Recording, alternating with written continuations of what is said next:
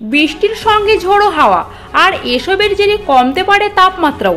নির্দিষ্ট সময়ের আগেই এবার বর্ষার আগমন হয়েছে, সে কারণে বৃষ্টির সম্ভাবনা রয়েছে দার্জিলিং, কালিম্পং, জলপাইগুড়ি, উত্তর দিনাজপুরে। তবে আলিপুরদুয়ার এবং কোচবিহারে ভারী বৃষ্টির সম্ভাবনা। দক্ষিণবঙ্গের বর্ধমান, মুর্শিদাবাদ, বাঁকুড়া এবং 2 মেদিনীপুরেও বৃষ্টির সম্ভাবনা আছে। আগেই জানা গিয়েছিল টানা বৃষ্টিপাত হতে পারে উত্তরবঙ্গের জেলাগুলিতে।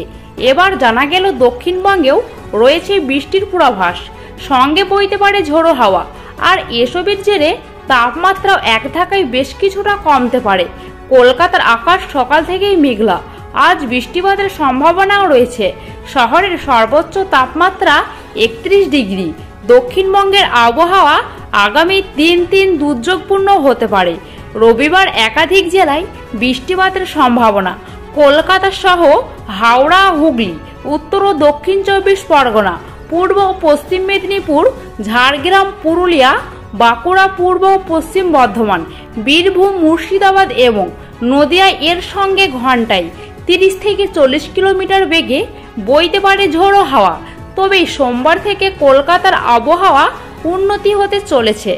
আলিপুর আবহাওয়া দপ্তরের তথ্য বলছে, মঙ্গলবার পর্যন্ত দক্ষিণবঙ্গে দুর্যোগপূর্ণ পরিস্থিতি বজায় থাকবে। মঙ্গলবার উত্তর ও দক্ষিণ 24 পরগনা, পূর্ব ও পশ্চিম বর্ধমান, বীরভূম, মুর্শিদাবাদ, নদিয়াতে রয়েছে বৃষ্টিপাতের সম্ভাবনা। ওদিকে উত্তরবঙ্গে আগামী বেশ কয়েকদিন বৃষ্টিপাতের সম্ভাবনা রয়েছে। আজ রবিবার ভারী বৃষ্টিপাত হতে পারে দার্জিলিং, জলপাইগুড়ি, কালিম্পং, আলিপুরদুয়ার এবং কোচবিহারে।